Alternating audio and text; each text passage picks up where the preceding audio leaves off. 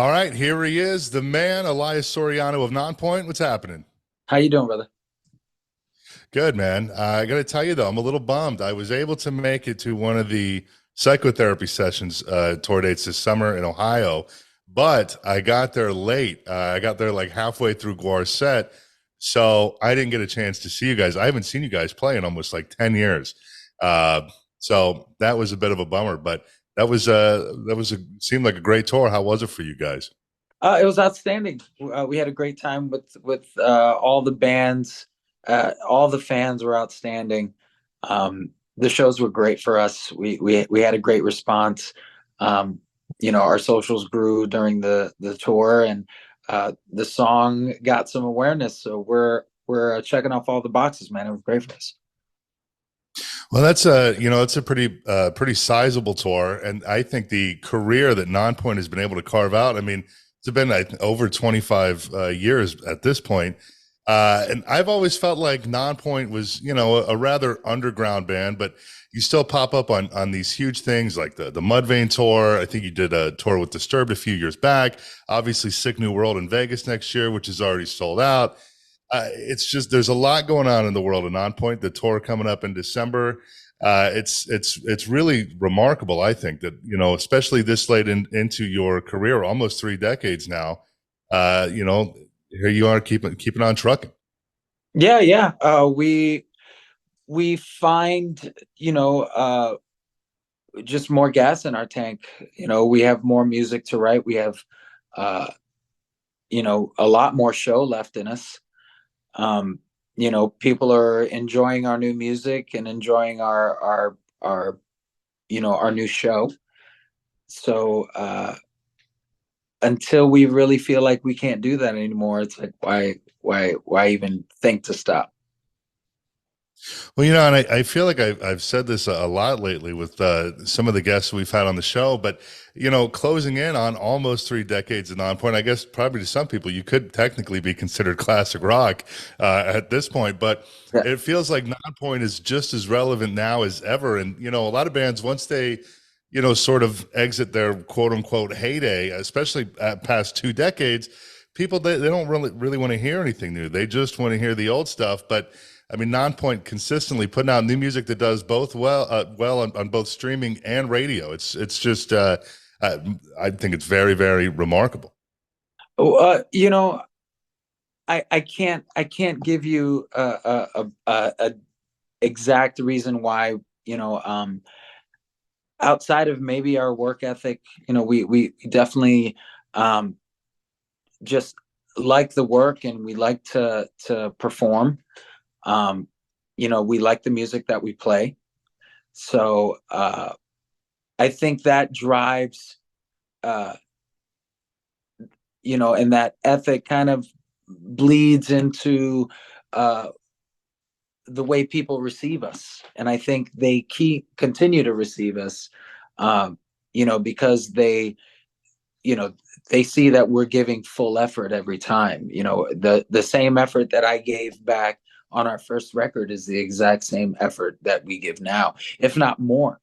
You know, with our branding, uh, with our social media, uh, with our show, uh, you know, all of those changes. Our fans have seen that evolution, and they see every single stage of Nonpoint. So, um, you know, not trying to compare us to anybody like Tool, but Tool is kind of it's a band that obviously has human beings in it, but it's moved from idea to idea and concept to concept. And I feel like that's kind of what Nonpoint has done. We're like the Menudo of of rock and new metal. We've had some member changes, but our show and our music and I guess our groove and our bounce has always been the benchmark for what we do. People know that when they come to a show, they're going to get a good show. They know we're going to give it our everything. They know they're going to walk out of there sweating and hoarse from singing along. And then they know that they're going to get new music that isn't just kind of like meh, you know, did they really give it their all? It really didn't sound like Nonpoint. No, it sounds like Nonpoint every single time. Well, and the other thing too is you guys are super active online, with the fans. I see so many posts, not posts from Nonpoint, but posts from other bands or whatever. And, there's Nonpoint commenting and interacting with fans and all that. So, I think that helps a lot too, cultivating a very organic fan base, especially Yeah, in this age. yeah, it's part of the it's part of your routine now. Back before there was all this, people walking around flyering, going to shows, promoting their band, handing out, you know, CD samples and tapes and all that stuff. And it's just it's evolved. It's evolved into the digital world, and to get your name out and you know to do that, you got to take some cool pictures. You got to put them out there. You got to talk to the fans and bounce stuff back. And the ones that don't have to do that on a regular basis, maybe they're a little bit luckier. But and maybe they wield that side of their world a little bit different, where we may not be caught in as much controversy, so we have to talk to our fans as human beings, so to give them the new news of Nonpoint. So you have a new EP, Heartless, which comes out on November 17th, I believe. Obviously, there's already 3 songs out from that: A Million Watts, Paper Tigers, and the title track. Is there going to be any more singles between now and then, or is it going Yeah, to stay quiet until it drops? no, we roll out every single song and let people put their eyes on it. So each song gets its moment in the sunlight. So we have 2 other songs that are dropping on the rest of this Heartless EP. We decided to go physical with the actual. The physical of this one is going to be a tape cassette that I is saw that online. also available with a cassette, a Nonpoint cassette player, which actually I just got in the mail today, and put the new Taproot tape into it to see if it worked, and it worked all good. It sounded good. Um, but that drops in November with all those other songs, and they'll be able to hear those other 2 songs on the EP. And then we're currently starting to bounce music back and forth, and getting to work on a full length.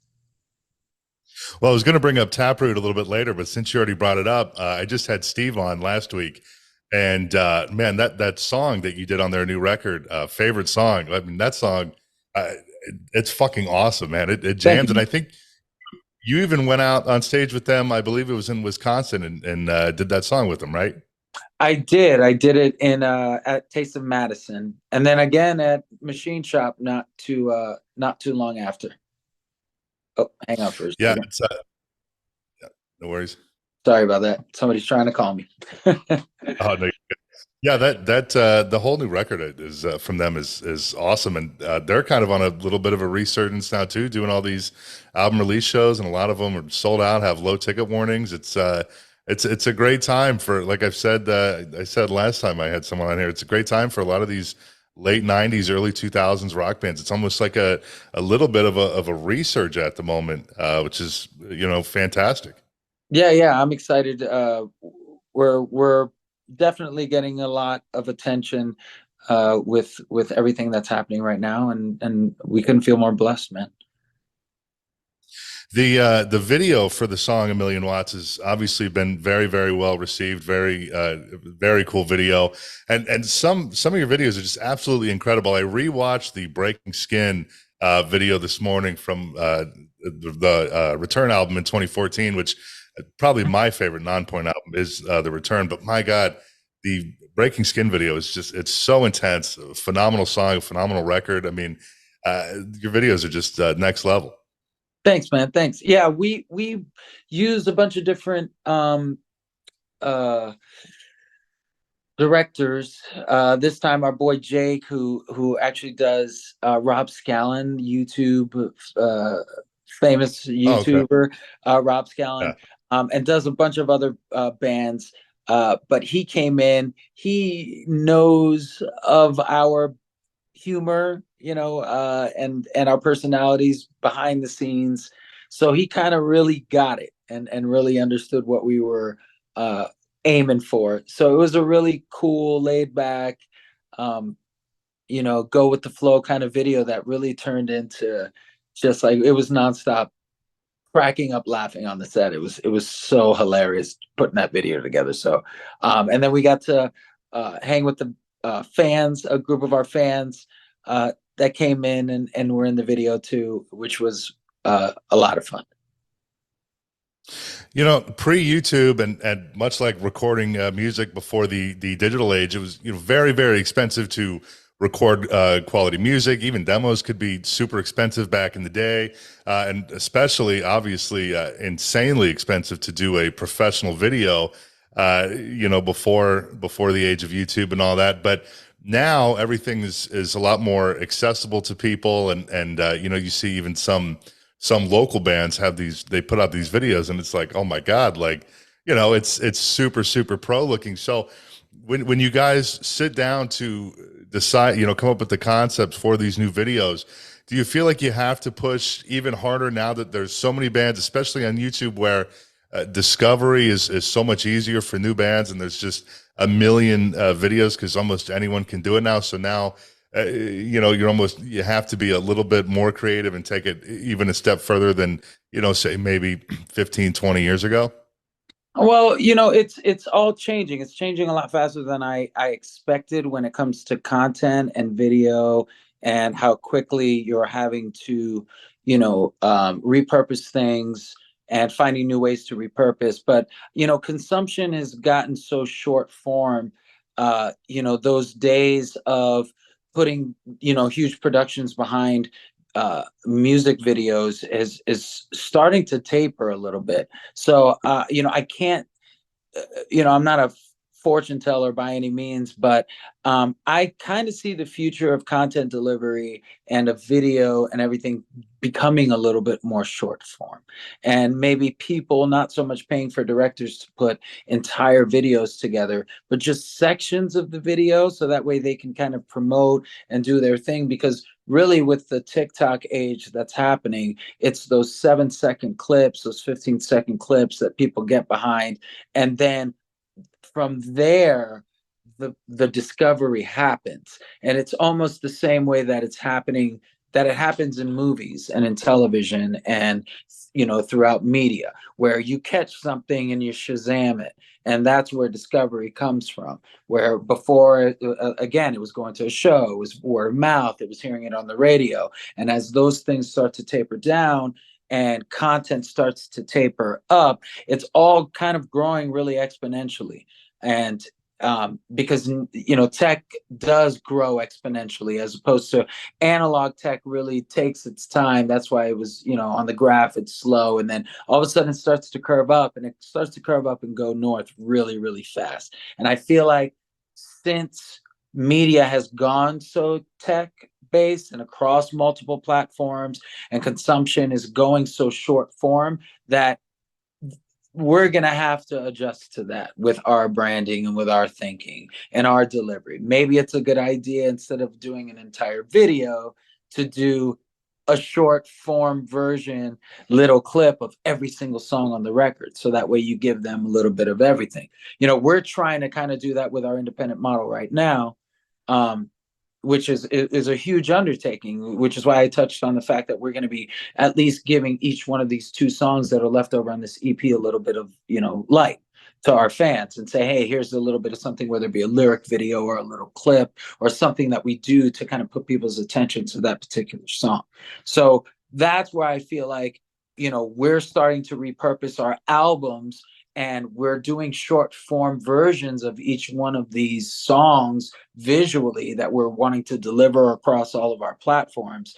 And I feel like eventually the people that are creating all of that content with us are going to have to adjust their business models as well, and stop thinking so large and start thinking more short form. Do you feel in a way that maybe given how the times are, that it's almost harder, even though it's the discovery is a little bit easier nowadays for younger bands, but it's almost harder to catch a break. I mean, there's plenty of bands out there that have these ridiculously massive followings on TikTok and just on social media in general. But then, they try to go out on tour, and I mean, they cannot sell hardly any tickets Right. at Well, all. that's because they're still in development. And that's where artists have to start. That's what artists missed these days, that they're not allowing themselves to have, because they're trying to move at the same speed as consumption. And you can't push your brand that fast. You can go right ahead.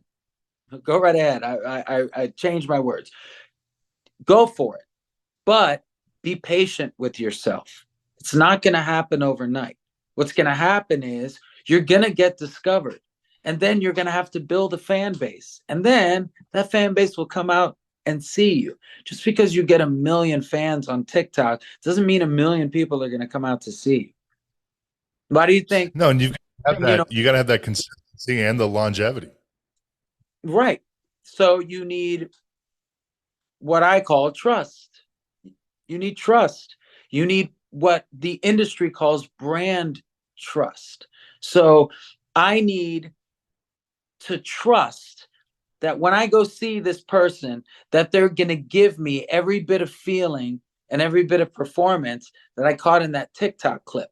Or was it edited real well? Or was it, all these things that you have to eventually gain from a consumer. You can't assume just by the popularity of one little thing that then they're going to pack houses. If you're a sitting talent that's written an amazing song and it goes viral on TikTok, and you've already honed your craft to the point where you can jump on stage in front of 20 people and blow them away, next time, by the time you get to show 10, after all the videos happening, you might be at 100 people. And then next tour, it might be better. You have to grow the way, humans grow. Just because the media and the tech moves that fast doesn't mean hearts and commitment moves that same speed. So I just say to those people that are using what is the best discovery, to date, TikTok, and, getting placed in movies, and, Netflix, and all of these platforms that are now turning new artists, independent artists, cover songs, and people like Kate Bush turning a song from 1985 and putting 1 billion streams behind No it kid. because it's in Stranger Things. So the world of delivery and consumption is changing, and it's changing exponentially.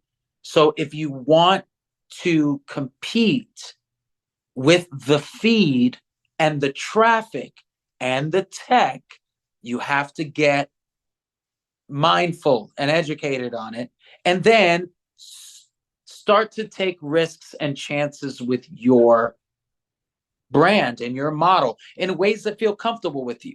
And that's what we've done. That's where I could see where we've gained success, where a lot of people are like, man, you guys' social media game is crazy. The show has stepped up. We love the outfits. We love the new production. What are you guys doing different? You just said it. That all that shit that you just listed is exactly what we're doing different. We put our efforts into places where before we didn't see the efforts there. So we decided to pull dollars away from things that were weighing us down and pumping it into areas that we felt were going to help cause a ruckus. And we're causing a ruckus. Well, and people need to understand too. Like that guy Oliver Anthony or whatever, the rich men north of Richmond guy. That is like a 1 in a million type of thing. That does not hardly happen at all. I mean, that fucking video goes viral, and he ends up on all of the, or on some of the Wimmerfests, and getting the huge dollars, and that's like a, that does not happen, and I think in people's minds, using TikTok and things like that, that's the kind of success that they're, anticipating or expecting. No, And it's like, expecting, yeah, expecting, yeah. And expecting. You can't that guy, expect it. Do some work. Do a little work, man. Work on yourself a little bit, and get educated is the best thing that I could say for people. So that way, you're doing right by yourself. You know. well, obviously, so now you guys, Nonpoint is an independent band, like you said. You formed your own label, 361 Degrees, and you've said in other interviews that it's allowed you to be able to move a little bit more quick. I think your words were be a little bit more nimble. Being able to release things sooner, a little bit more, so to speak, on the fly. But when it comes to and I agree, I don't think in today's day and age a label is anywhere near as important as it used to be. Similar to radio in a lot of ways, in my Not as opinion. But necessary. Not as necessary. Sometimes I would say not as importance. They're big machines that have a purpose and are tools that could be rivaled to Thor's hammer. So you can't not say that a label isn't for me and for us, and what we came to find is it was about the partnership and the overall idea and model of what I'm in business with. And that real aha moment after so many record deals came to a certain part where I was saying, okay, my value, I feel like I'm not being valued properly. So is what they're investing, what I'm willing to invest, am I willing to invest more at the same risk? And I felt that it wasn't as much of a risk to invest more in areas. So we took that risk by investing our own money. So instead of us using the label's money and their dealings and their channels, I had to then find, develop, and structure our own channels, our own budgets, our own ideas, our own marketing plans. So it was a workload, that they assume so that way artists can be artists. It was the value of that workload on top of the workload that I do as an artist in this model, that when I moved over to this model where we were spending more dollars and taking more risk in hopes to be where we are today. But I also well, had an audience, a built brand, and so there was things that I worked over 20 plus years to allow me to take this risk. And also too, a pandemic where everybody had to sit at home. So for yeah. me and for my team, my new team, it was like, this is the best chance we have of sitting at home and structuring this and trying to figure it out. And that's what we did.